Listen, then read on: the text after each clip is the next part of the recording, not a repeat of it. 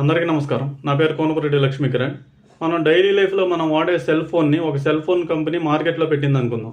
ఆ cell phone యొక్క ధరని ఎవరు నిర్ణయిస్తారు? ఒక కారు కంపెనీ ఒక కొత్త కార్ని లాంచ్ చేసింది. ఆ కారు యొక్క రేట్ని ఎవరు డిసైడ్ చేస్తారు? ఒక బైక్ కంపెనీ బైక్ని లాంచ్ చేసినా, ఒక గుండు సూది తయారు చేసే కంపెనీ గుండు సూదిని మార్కెట్లో పెట్టినా వాటి రేట్ని ఎవరు డిసైడ్ చేస్తారు? వాళ్ళకి ఎంత ఖర్చు అవుతుంది, current bill, rents, man power ఇలాంటివన్నీ క్యాలిక్యులేట్ చేసుకుని ఇంత రేట్ అయితే మాకు ప్రాఫిట్స్ వస్తాయి, లాభాలు వస్తాయి అని వాళ్ళు రేట్ డిసైడ్ చేసుకుంటారు.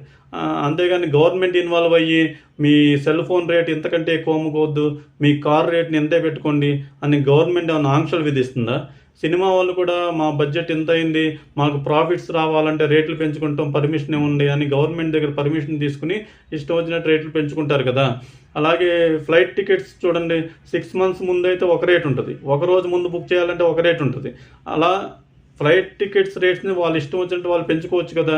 మనం రీసెంట్గా కూడా చూసాం, ఇండిగో క్రైసిస్ వచ్చినప్పుడు వేరే ఫ్లైట్స్ వాళ్ళు ఇలా ఫ్లైట్స్ క్యాన్సిల్ అవుతున్నప్పుడు వాళ్ళు ఇష్టం వచ్చినట్టు వాళ్ళు 100%, 200% రేట్స్ పెంచుకున్నారని చూసాం.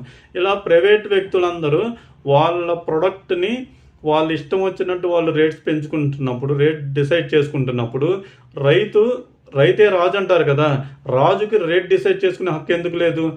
రైతు తాను పండించిన పంటకి రేట్ ఎందుకు డిసైడ్ చేసుకోలేకపోతున్నాడు? గవర్నమెంట్ ఎందుకు ఇన్వాల్వ్ అవుతుంది? అంటే రైతే రాజు అంటారు, అయినా సరే రాజు గవర్నమెంట్ చుట్టూ తిరిగి మాకు గిట్టుబాటు ధర కల్పించండి, మద్దతు ధర కల్పించండి అనేది ధర్నాలు చేయాలా? గవర్నమెంట్ ఎందుకు ఇన్వాల్వ్ అవుతుంది? రైతు బజార్లు అని పెట్టారు, రైతు బజార్లో రేట్ డిసైడ్ చేసేది ఎవరు?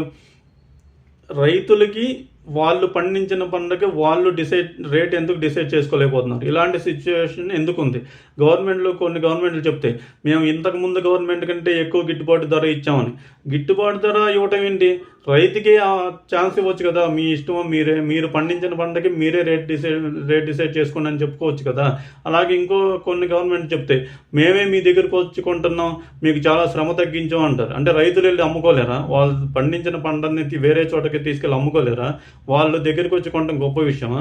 ఇలా రైతుని మభ్య పెట్టడానిక? రైతే రాజు అంటారు, మేమే మీ దగ్గరికి వచ్చి పంట కొంటున్నాం అంటారు. ఇలా ఇంతకుముందు గవర్నమెంట్ కంటే మేము మంచి మద్దతు ధర ఇచ్చామంటారు. ఇలాంటివన్నీ మభ్య పెట్టడానిక? రైతే రాజు అన్నప్పుడు రాజుకి రేట్ డిసైడ్ చేసుకునే హక్కు ఎందుకు లేదు? ఇలాంటి సిచ్యువేషన్ ఎందుకు ఉంది? ఇలాంటి సిచ్యువేషన్ మారాలంటే ఏం చేయాలి? ఒకసారి ఆలోచించండి అందరికీ నమస్కారం.